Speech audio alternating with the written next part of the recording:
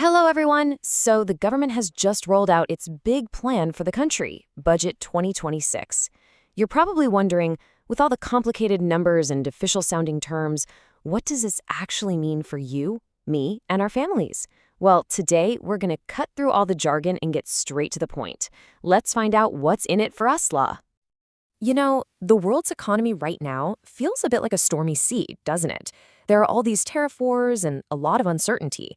While many other countries are getting tossed around, Malaysia's actually been doing a pretty good job of staying steady. So this budget, you can think of it as the government's master plan, not just to survive the storm, but to actually catch a good wind and sail us all forward. And listen, this isn't just about small adjustments here and there. The word they keep using is reset. That's a pretty big word, Can. It's like a full engine overhaul for the country. And what that really means for you and me is that some big changes are coming. Changes that could affect everything from our weekly grocery bill to the kind of jobs our kids will have in the future. Okay, so here's how we're going to break it all down. First, we'll dive into what probably matters most to you right now, the direct help for your wallet. Then, we're going to look at what this means for jobs and businesses. And finally, we'll get to the really exciting part, the big plans to make Malaysia a future-ready nation. Let's get right into it. So, first up, the big picture. Imagine our economy is like a car cruising down the highway. The government is aiming for a nice, steady speed. That's the 4 to 4.5% growth you see here. This budget is basically the roadmap and the maintenance plan to make sure we keep moving at a good pace without any breakdowns, even if the road gets a little bumpy. All right, now for the part everyone's been waiting for. Let's put the big economic plans aside for a moment and ask the real question. What's in it for me? How is this budget actually going to affect my bank account and my family's daily life? Let's get into the details. The biggest headline number you need to know is this one, 15 billion ringgit. That is a massive amount of money. And it's all going towards direct cash assistance for the Rakyat through programs like STR and SARA. This is a huge statement from the government that they're serious about helping us cope with the rising cost of living. So, let's break down what that 15 billion ringgit actually means for you. We're talking more cash in your hands through the Sambangan Tuni Rahma and Sambangan Asas Rahma programs. If you're dreaming of buying your first home, good news. The stamp duty exemption is extended, which could save you thousands. For parents out there, the tax relief for childcare now covers kids up to 12 years old. It's all about practical help that puts more money back into your pocket. Hey, if this breakdown is giving you a clearer picture of what's going on, do me a quick favor and hit that like and subscribe button. That way, you'll always stay one step ahead on Malaysia's biggest issues. Don't miss out. Okay, getting some extra cash right now is great, for sure. But what about the long game? What about building a stable career and securing your financial future? Let's see what the budget has in store for that.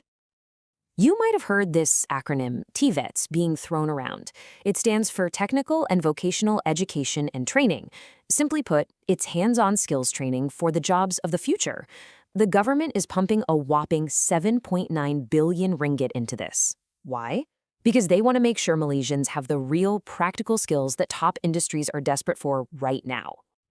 And see, this isn't just about creating any job. It's about creating high-value jobs. The goal is to connect Malaysia's big ambitions in tech with actual career paths for you. There's also more support for our gig workers through iSaran Plus.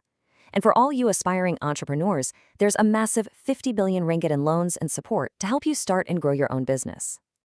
Okay, so we've looked at your wallet and your career. Now, let's zoom out a bit. Let's look at the big, ambitious national projects that are designed to really put Malaysia on the map in the future global economy. This is where things get really exciting.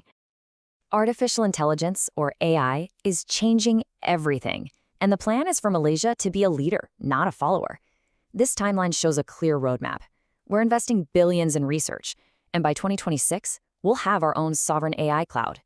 Just think of that as our very own, super secure national data powerhouse, built specifically to develop Malaysian AI. The ultimate goal? By 2030, Malaysia will be known as an AI nation. At the same time, we're also going green. This slide shows the shift from the old way of doing things to a new, sustainable path. A big part of this is a new carbon tax. Basically, the big polluting industries will have to pay for their emissions.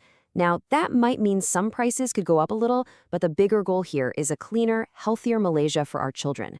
Plus, there are plenty of incentives to help businesses and people switch to greener tech. So, all of this sounds great, right?